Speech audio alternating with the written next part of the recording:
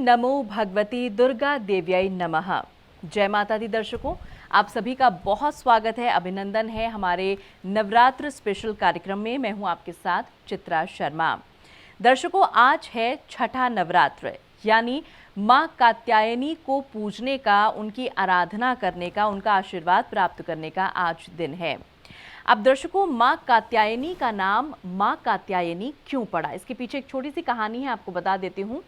विश्वविख्यात महर्षि हुआ करते थे जिनका नाम था कात्यायन। उनकी ये बहुत ही इच्छा थी कि माता रानी उनके घर में पुत्री के रूप में जन्म ले। बस अपनी इसी इच्छा को सार्थक करने के लिए उन्होंने माता रानी की कठोर तपस्या करनी शुरू कर दी। उसके बाद माता रानी प्रसन्न हुई और उनकी इच्छा ये पूरी हुई। तत्पश्चात माता रानी ने महर्षि के घर पर जन्म लिया पुत्री के रूप में, और इसीलिए इनका नाम मां कात्यायनी पड़ा। इनके विषय में संपूर्ण जानकारी प्राप्त करने के लिए चलिए कार्यक्रम को अब हम शुरुआत कर लेते हैं और मिलकर स्वागत करते हैं ज्योतिर्वेद श्रद्धा जी का। नमस्कार श्रद्धा जी, जय माता दी, आपका स्वागत है। धन्यवाद। जय माता दी आपको, चित्रा जी, और मेरे सभी दर्शकों को। तो कात्यायनी माँ के बारे में बहुत ही अच्छी बात बताई अभी चित्रा जी ने कि महर्षि कात्यायन कात्य गोत्र के थे और उन्होंने माता रानी का उपासना करी। कई वर्षों तक उन्होंने माता रानी की उपासना करी और उन्हें अपनी पुत्री के रूप में पाया। छठा दिन है आज दुर्गा माता नवरात्रों के, दुर्गा माँ के दिनों का, कात्यायनी माँ का। कात्यायनी माँ को आप ब्रह्मा की मानस पुत्री के रूप में भी पूजा जाता है। कात्यायनी माँ जो है हमारी बहुत ही सुंदर और प्रतिभाशाली, ऊर्जाशाली स्वरूप है इनका। इन्हें लाल रंग बहुत ही ज़्यादा प्रिय है।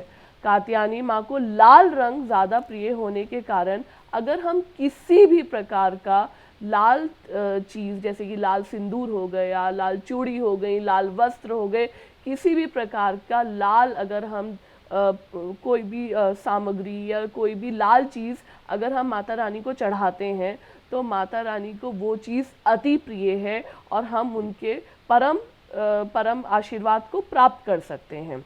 लाल रंग से संबंधित मैं आपको चीज़ें बताती हूँ कि अगर हम कात्यायनी माँ के दिन शाम को 6 बजे, जो इस बार आज के दिन मुहूर्त पड़ रहा है, शाम को 6 बजे के 8 बजे के बीच में एक ये अभिजीत मुहूर्त पड़ रहा है संध्या काल का। अगर इस समय आप माता रानी के 1000 नाम, 1008 नाम जिसे हम कहते हैं, एक बार दोबारा बोलती हूँ मैम, आज के दिन शाम को 6 बजे से 8 बजे के समय, जो समय ये पड़ रहा है अभिजीत मुहूर्त, इस समय अगर हम 1008 दुर्गा माँ के नाम से उनको सिंदूर अर्पण करें तो आप देखिएगा कि जीवन में जिस प्रकार की भी प्रॉब्लम्स आप फेस कर रहे हैं वो प्रॉब्लम्स दूर हो जाएंगी और माता रानी की आप पर असीम कृपा बनी रहेगी। सबसे अच्छी बात मैं आपको ये बताती हूँ दर्शकों, आपको मालूम भी होगा कि श्री कृष्ण ब्रिज भूमि में क्या हुआ था, जब बहुत सारी हमारी गोपियों ने कृष्ण जी को अपना पति स्वरूप मान लिया था तो उन्होंने कात्यायनी माँ की कालिंदी नामक यमुना तट पर पूजा करी थी। काफ़ी लंबे समय तक पूजा आराधना करी थी श्री कृष्ण को व्यक्तिगत रूप से अपना पति प्राप्त करने के लिए। मतलब जब गोपियाँ उस समय माता रानी की पूजा अर्चना कर सकती हैं श्री कृष्ण को पति प्राप्त करने के लिए, तो क्यों नहीं आज जो हमारी बहुत सारी जातिकाएं ऐसी हैं, ये दर्शक ऐसे हैं जो अविवाहित हैं और जिनकी आयु हो गई है और योग्य वर नहीं मिल पा रहा, उनका सप्तम स्थान कुंडली का अभी तक जागृत नहीं हुआ है, तो आज के दिन आपके लिए प्रमुख दिन है। आपको मैंने जैसे अभी बताया शाम को 6 से 8 के बीच में, मैं दोबारा रिपीट करती हूँ, शाम को 6 से 8 के बीच में अभिजीत मुहूर्त में अगर आप देवी माँ के 1008 नाम से सिंदूर अर्पण करेंगे उनको, तो देखिएगा नवरात्र संपन्न होते होते ही आपके घर एक बहुत ही अच्छी खबर और एक बहुत ही अच्छी न्यूज़ आ सकती है, जिससे आपके लिए चीज़ें भली भांति आपके लिए बनेंगी। तीसरी बात मैं आपको ये बताना चाहती हूँ, कात्यायनी माँ को सबसे ज़्यादा भय अगर किसी व्यक्ति को बहुत ज़्यादा डर लगता है और उसको इनसिक्योरिटीज़ बहुत ज़्यादा हैं या बहुत तरीके का वहम है, तो कात्यायनी माँ की उपासना करने से, इनकी पूजा पाठ करने से ये जो वहम है या ये जो भय है, ये वाला फैक्टर भी व्यक्ति का आराम से ख़त्म हो जाता है और चीज़ें उनके लिए बेटर फील होती हैं। कात्यायनी माँ को जो सबसे अधिक प्रिय है, उनको 5 प्रकार के फल और उनको मीठा शहद, ये 2 चीज़ें उनको अति प्रिय हैं। तो अगर हम भोग लगाने का सोचते हैं कि आज हम माता रानी को क्या भोग लगाएं, हमारे घर माता रानी प्रकट हुई हैं, हमारे घर माता रानी आई हैं, इतना कोमल उनका स्वरूप है, इतना अच्छी हैं, तो क्या भोग लगाएं? तो शहद से बनी कोई भी चीज़ आज हम माता रानी को भोग लगाएं। अगर हो सके तो शहद मिश्रित पान उनको भोग लगाइए आज के दिन, उनको ये अति प्रिय है। और आज आपके पूजा में 5 प्रकार के फल होने चाहिए और ज़रूर याद रखिए कि अनार ज़रूर होना चाहिए। आज आपके पूजन में माता रानी को अनार अति प्रिय है। चलिए, तो माता रानी को कौन कौन सी चीजें अति प्रिय हैं और किस तरह से माता रानी प्रसन्न होंगी, अपना आशीर्वाद, अपनी कृपा आप पर बना करके रखेंगी, ये सभी बातें श्रद्धा जी ने अभी आपको समझा दी हैं। उम्मीद कर रहे हैं कि ये सारी बातें आपने विधिवत तरीके से समझ ली होंगी और इन बातों का आप पालन भी जरूर करेंगे। लेकिन श्रद्धा जी, एक बात यहाँ पर मैं आपसे पूछना चाहूँगी। कई बार परिस्थिति किसी इंसान की ऐसी हो जाती है कि वो जो सामग्रियाँ चढ़ाना चाहता है माता रानी को, वो जुटा नहीं पाता है, असमर्थ रहता है। उसका रीज़न चाहे कोई भी हो सकता है, व्यक्ति विशेष बीमार अवस्था में हो सकता है या उसके पास धन का अभाव हो सकता है, तो मन के मुताबिक चीज़ें हम नहीं कर पाते हैं। ऐसी परिस्थिति में यदि कोई व्यक्ति विशेष बीमार अवस्था में है, लेटा हुआ है, नहीं बैठ सकता है पूजा करने के लिए, या धन का अभाव है किसी के पास, तो ऐसे में माता रानी को प्रसन्न करने का क्या तरीका होना चाहिए? हम बात करें नवरात्र की और वो भी माता रानी की। हम सबको पता है माँ का हृदय कोमल होता है। माँ बहुत जल्दी बच्चे की बात सुन भी लेती हैं और मान भी लेती हैं।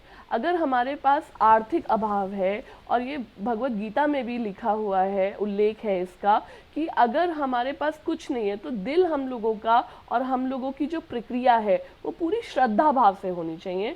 भगवान उसी में ही खुश हो जाता है। तो अगर आपके पास अभाव है या तबीयत खराब है या कुछ भी प्रकार से आप नहीं कर पा रहे हैं, तो हम सबके घर में सिंदूर होता है और सिंदूर के साथ साथ हम लोग फूल थोड़े बहुत इधर उधर से अवेलेबल कर सकते हैं। माता रानी बहुत ही अपार हृदय की है।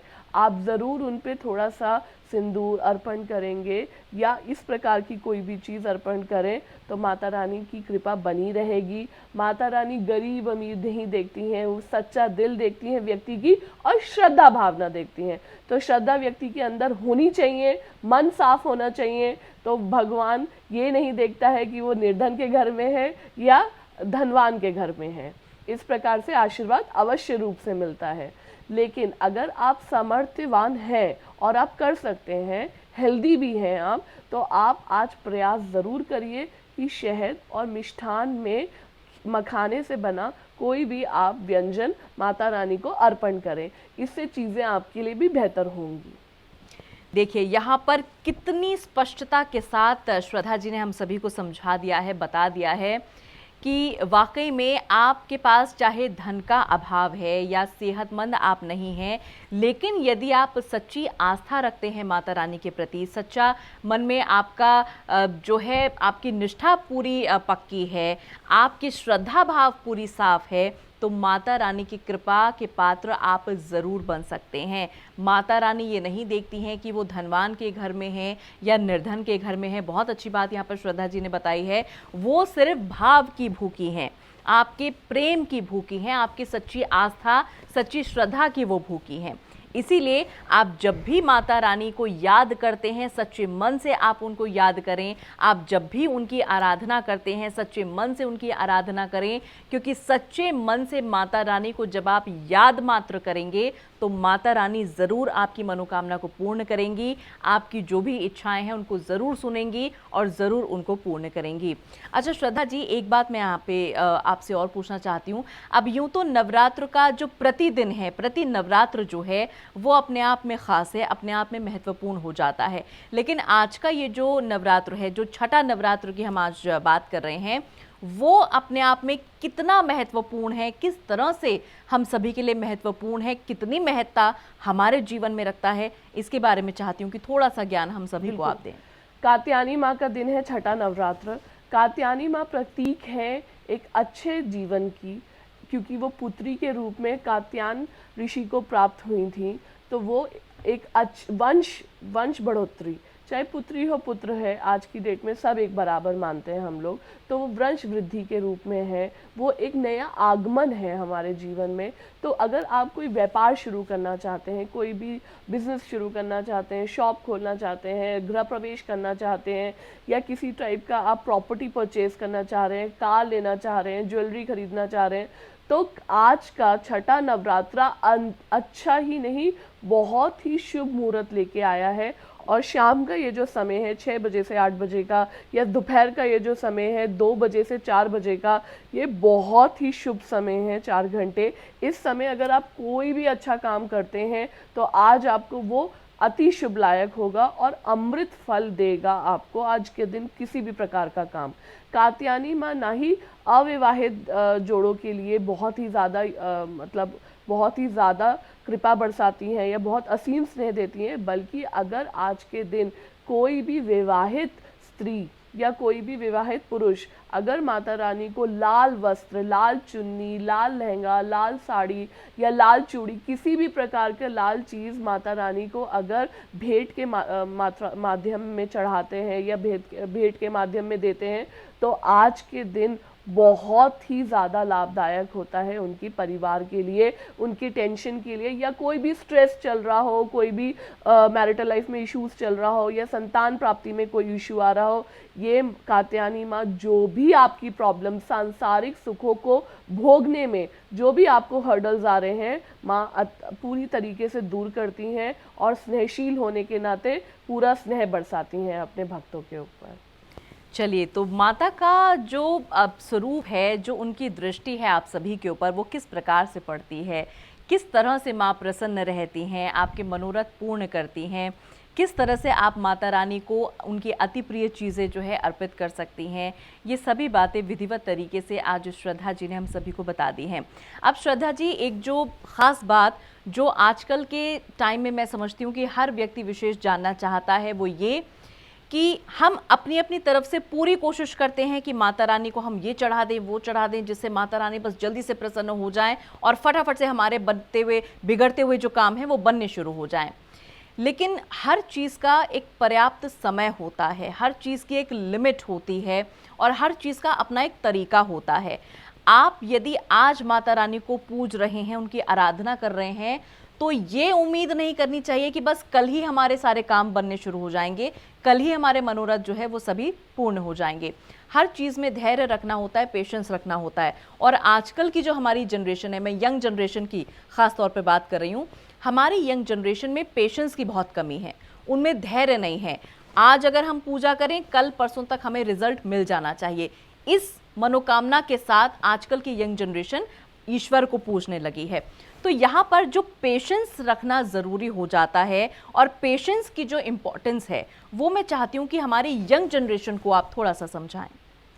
नहीं, ये जो हमारी आने वाली पीढ़ी है या जो अभी की पीढ़ी है, पेशेंस की अगर हम बात करते हैं तो चित्रा जी, मैं इससे पूरी तरीके से समर्थ नहीं रखती हूँ, क्योंकि बहुत पेशेंसली वो भगवान को बहुत पूजते हैं। और आजकल मैंने ये जो अभी देखा है कुछ वर्षों से, ईश्वर के प्रति आस्था जो है, ना ही हम लोगों के भारतवर्ष में बल्कि अंतर्राष्ट्रीय विषय में भी बहुत ज़्यादा बढ़ गई है कि ईश्वर की प्रार्थना, योग साधना। क्योंकि आजकल के टाइम में अगर हम देखें तो कात्यायनी माँ का स्वरूप योग साधना के लिए भी बहुत ज़्यादा माना जाता है।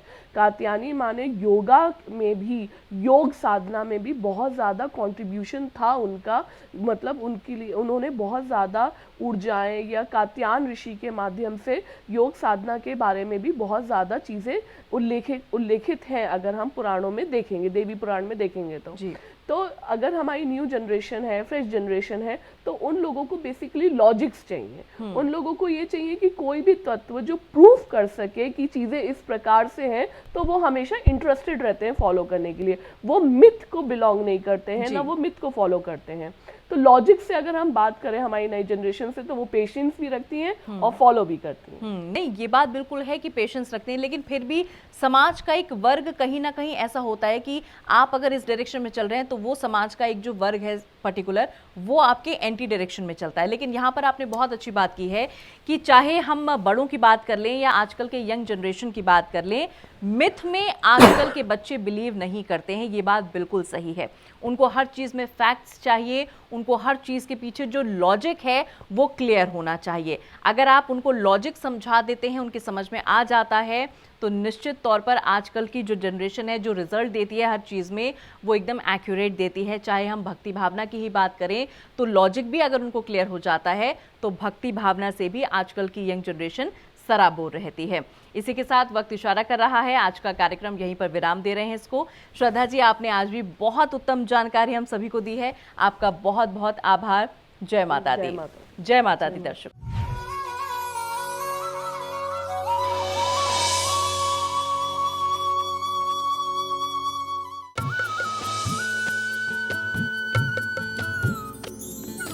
सर्वधर्म संगम, धर्म के सच्चे प्रहरी।